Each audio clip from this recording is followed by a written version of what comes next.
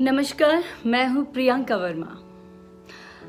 आज जो दौर है वो कहीं ना कहीं बड़ा कठिन दौर है और हम सभी इस कठिन दौर से गुजर रहे हैं। कई बार इस कठिन दौर में कुछ चीज़ें ऐसी भी सामने आती हैं जहाँ ये लगता है कि कुछ फैसले ज़िंदगी में अक्सर गलत हो जाते हैं और उन गलत फैसलों पर हमें एतराज़ होता है और उन गलत फैसलों की वजह से हम जीवन में अपने आप का अंत करना निर्धारित कर लेते हैं।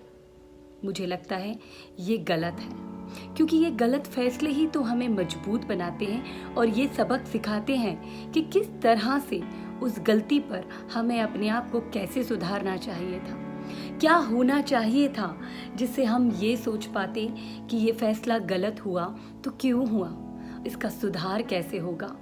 तो इन फैसलों की गलतियों से हमें ये सबक लेना है कि हमें अंत नहीं, उस अंत से शुरुआत करें। शब्द बड़े गहरे चुभ जाते हैं और उन शब्दों की वजह से दिल को ठेस पहुंचती है और वो ठेस जीवन में कहीं ना कहीं संबंधों में मनमुटाव पैदा। पर दूरियां संबंधों को मजबूत भी बनाती हैं तो कहीं ना कहीं दूरियां ही संबंधों को तोड़ देती हैं।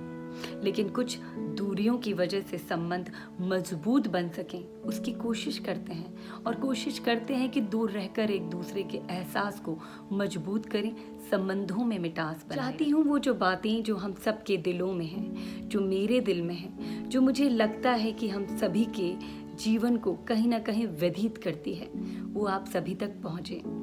वैसे ही जिस तरह से ये जो दौर अभी गुजर रहा है, इसमें कहीं ना कहीं हम सभी को ये रियलाइज हुआ है कि कुछ ना कुछ गलतियां हम सभी के जीवन में अक्सर हुई हैं और उन गलतियों का पश्चाताप भी हमें हुआ है।